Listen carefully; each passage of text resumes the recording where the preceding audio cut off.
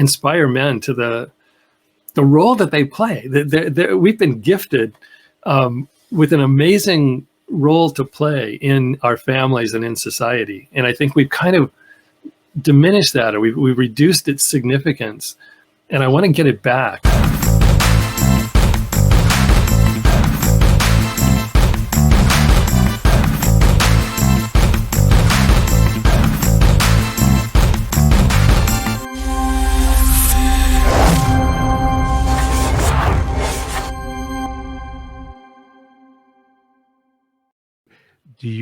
Do you provide resources for men and women, counseling or anything like that would help them in this battle? Yeah. Everything that I do, it has to be linked to kind of action steps that people can take. So my primary focus is on really raising the awareness. People understand what's happening today, but then they can connect to whatever resources they need. So especially with fathers, mothers as well. I don't mean to kind of downplay the significance of mothers by any means at all, but I think at this point, fathers are playing catch up with their significance and what an impact they're having on their kids. So we have at the FatherCon event that's coming up on April 9th, we'll have at least 40 resource organizations there. So if you need help with dealing with a sexual addiction, if you need help with getting a job because you've been incarcerated, wherever situation you're coming from, the resources will be there. I think that's where FatherCon, we want to create a conversation where people start to really look honestly and genuinely at themselves, how their relationship with their own father, which may have imprinted something on them that's causing them to have struggles in their own families, relationship with their wife. I mean, the solution is we need to become better husbands. We need to model a love for our spouse that our children actually aspire to. I mean, ultimately, that's the greatest protection for our children is when they see in their mother and father something that they want for themselves. And when they have the guidance then to be able to protect themselves from the influences and the forces that are constantly pulling them away from that. I love this one beautiful story of this one teenage boy who he had an empty picture frame next to his bed. And someone visited him and said, "What the heck? Why do you have this empty picture frame there?" And he said, "That's for my future wife." And so every day he was thinking, someday I'm going to have a wife and I don't want to have to be explaining why I did these things. I want her to be able to respect me. And I just thought that was such a beautiful example of where kids can be at, instead of being pushed into behavior that's shameful and that they carry with them with a tremendous amount of guilt and fear. In a previous podcast that you did on another program, you mentioned that what we're involved with is a fight against culture. Well, I think for me, I've been doing presentations for the last 5 years on pornography. And I think pornography has become so normalized in our society, in our culture. And it's found its way into mainstream television. I'm just recently on an episode of The Wonder Years. The child finds like a pornographic magazines in the basement, and then it turns out that they belong to his mother, and there's this whole example of how his finding the pornography magazines and finding out that his mother looked at them, and then somehow this made him a better man was the voiceover at the end. I mean, it's just you have this presenting pornography as inevitable and as innocuous that it's just kind of, the casual entertainment. It's just far from the reality of today. So I think we have a culture that's normalizing looking at people in ways that are very self-centered. It's out of your self-gratification is the priority, not out of any kind of real intimacy or real respect for the person that you're with. And this is what really concerns me. It's in the music, it's in Cardi B's WAP song, it's in the music, it's in dancing. We have a friend she's been in the dance field for decades, and she's seen what's happened to her art form, where it's become twerking and this hypersexualization of very young children, where they're gyrating and doing actions that are sexually suggestive before they've ever been kissed. They have no idea what they're doing, but one wonders. It's appealing to a pretty base level of men and of human beings, that's being promoted and it's being normalized in our culture. And whatever gets normalized, our brain comes to accept it, that this is normal, what's expected. And I think the normalization for girls is, they're now expecting to be treated and have certain things done to their bodies that because of the cultural influence. It's like, you're supposed to like this, so get over it and let your boyfriend do whatever. It's the culture that's creating this environment and atmosphere that's leading children to kind of have an expectation about life, love, sex that's hyper unrealistic. There are cases now. There was a forensic nurse who's she got into it because she wanted to help rape victims, thinking that these were going to be women who are being raped by hardcore perpetrators in society. And what she found was over 40% of the cases were child-on-child sexual assaults because the children were acting out what they were seeing in porn. Well, you're talking about pornography. How big of an issue is pornography as far as what you're dealing with the human trafficking problem? Well, there's several ways that it intersects. And I think one is that in viewing, I've gone through Pornhub. Pornhub is very proudly puts out their data, their analytics, and you can see they're keeping track of every single click, every single thing that you click on and how long you watch it. And all of that is communicated then to an industry that's producing the content. And what happens to your brain, the brain chemistry wise, you get led to greater and greater novelty.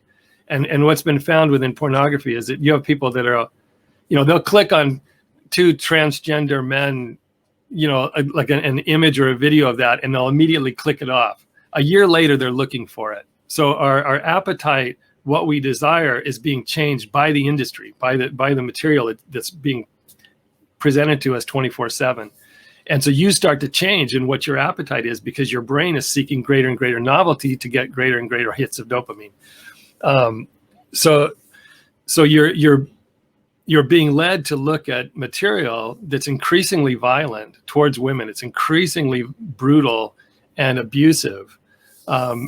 So when that happens, those are not performers that are getting paid lots of money and enjoying the experience of performing in porn.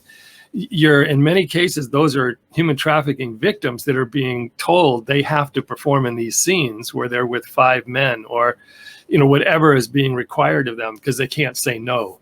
So I think this is the thing that was shocking and disturbing to me, was realizing that as men, we can justify a lot. It's like, it's already produced. I'm not making it. I'm not hurting anybody. I'm just watching. It's no big deal. And this is helping my marriage because now I'm relieving my stress.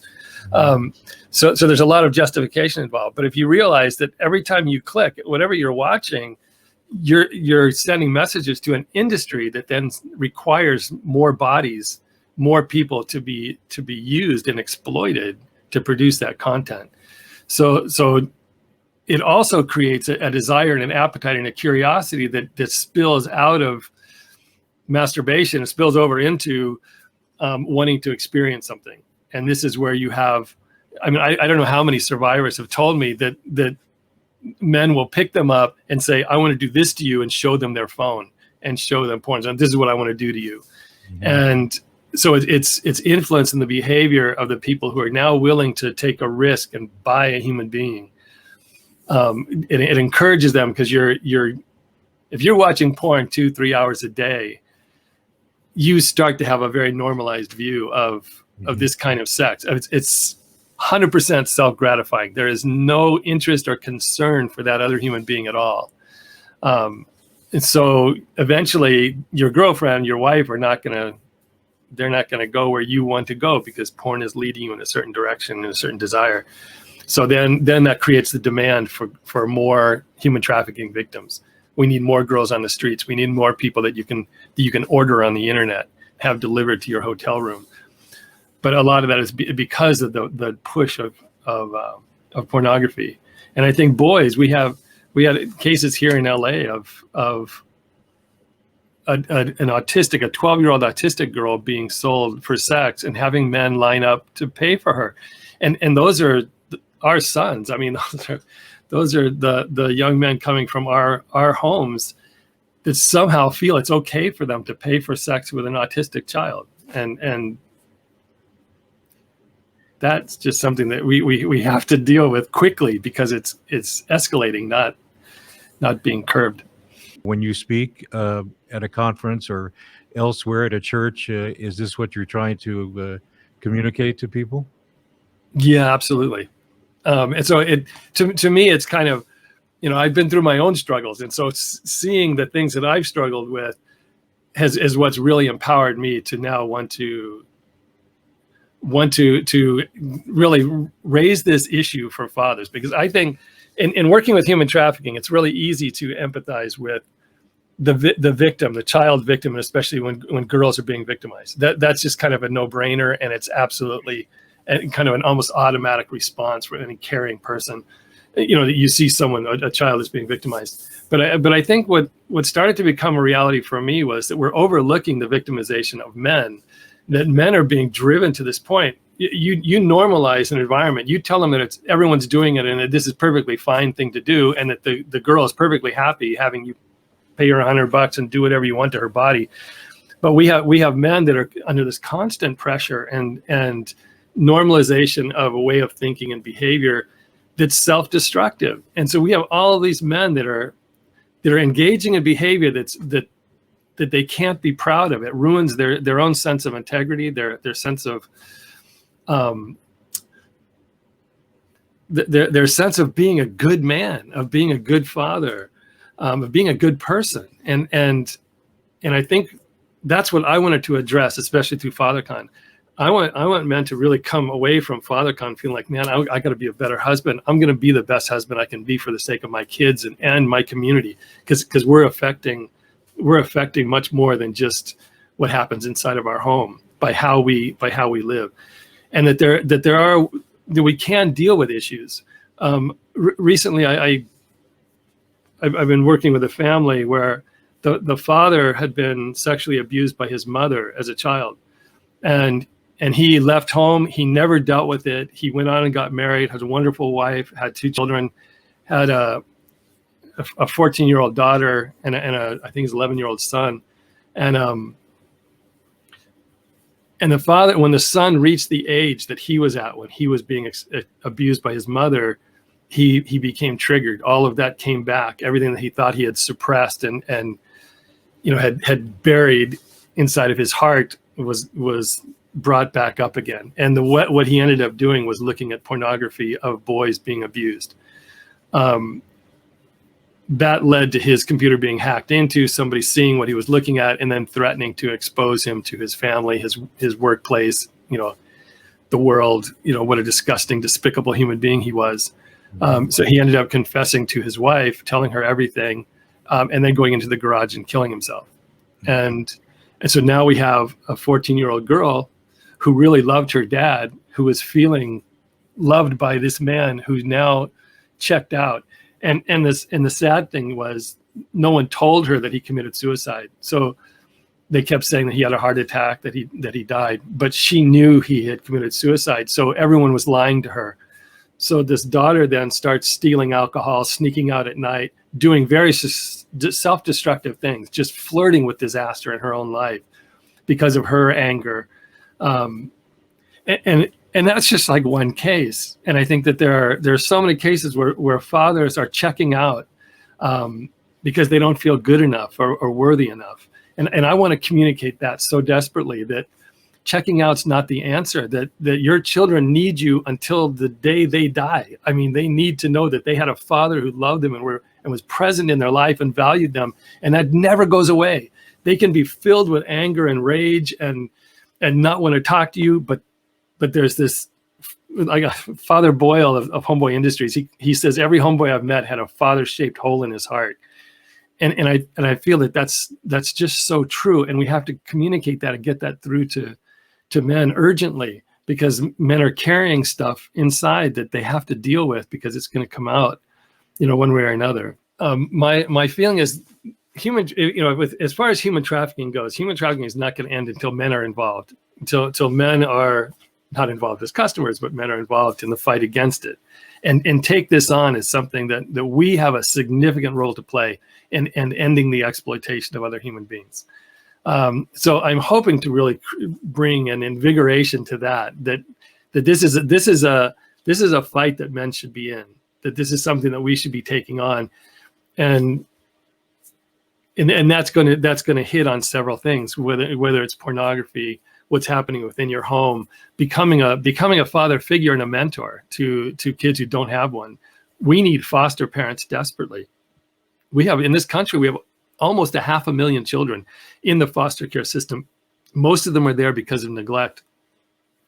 But they're once they go into the system, they're left with a feeling of just abandonment, of worthlessness, of the insecurity of the world and life in general. And so they are the number one exploited group by traffickers is children in the foster care system. So I'm really hoping to really kind of inspire men to the role that they can play in actually helping families, helping children who are really need us to have their back, because they're living in a world where, I mean, the threats are real and constant. It's just like, it's not like the old days. It's if a kid has internet access, he is in a space where he's under constant threat. And if he can't trust his father or can't trust his mother to come and say, my friend at school showed me this, what do you think? We're going to be in deeper trouble than we are today. And so I want to raise an alarm, but at the same time, I want to really inspire men to the role that they play. We've been gifted with an amazing role to play in our families and in society. And I think we've kind of diminished that, or we've reduced its significance. And I want to get it back. And so I'm really looking forward to March 19th. I'm really looking forward to this meeting. And I hope to really inspire men to what they can actually do to make a dent in this. My habit in interviewing people is to ask them, where do you hope to be in a year? So I will pose the question to you. Well, in both of my activities, I hope that within this year we have our third See It Ended Film and Art Festival. We've got a number of films lined up. We've got people that are now approaching us from around the world, and so I really hope that this year launches us to a much larger level of influence, both for See It Ended. The See It Ended is an opportunity to really look at culture and see the impact of art. I think art has a way of speaking beyond the rational and all of that, the justification and things, but art has a way of really kind of speaking to your heart, and that's where I have so much hope that through the arts we can actually communicate a message to people that inspires them to want to take on these things, to find a way that we can protect our children and resolve the issues that exist all around us. I think, legally, we need support for legislation. We need support for law enforcement. We need all of those things. Those are all invaluable components to making the world a safer place. But it really starts on a grassroots level of us as individuals and as couples, as families. And that's where the greatest hope is going to come from. For FatherCon, there's a lot of interest. A lot of people want to bring FatherCon to their communities, their cities, their states. Even out of the country, we've had interest in that. So through this year, I want to establish something very strong, very clear, where we have men's groups, we have the ability to educate, to train, to create kind of a force of fathers and fatherhood and support for fatherhood that really ripples through their communities. So I want to see FatherCon really grow into a kind of a nationwide movement, where it can be replicated in different cities, where we bring together the education, I mean, my hope is that it not only informs, but it also really inspires and ignites men to action. FatherCon is going to be at Warren High School in Wow. Downey on Okay. April 9th. I So see. that's going to be a one-day event. Men and women are welcome. We have about 20 different workshops that are going to be going on. Speakers, we give a Heart of the Father award. We're going to be recognizing, among others, but Harold D'Souza, who was trafficked from India into America, he and his family. And then he's just become an amazing advocate. He's worked with the last 3 presidents and the advisory council about human trafficking. Amazing man. So we're honoring him for his work beyond raising his own children under, not the ideal circumstances, but then really taking care of many other people with the heart of a father. So that's an award that we give. It's going to be an inspiring day, a very invigorating day, and not just informational, but also connecting to resources and things that people can actually do. See It End It will be in November. We have to find a new venue because the theater in San Pedro is going to be under construction. I So see. Okay. yeah, so we're shifting gears.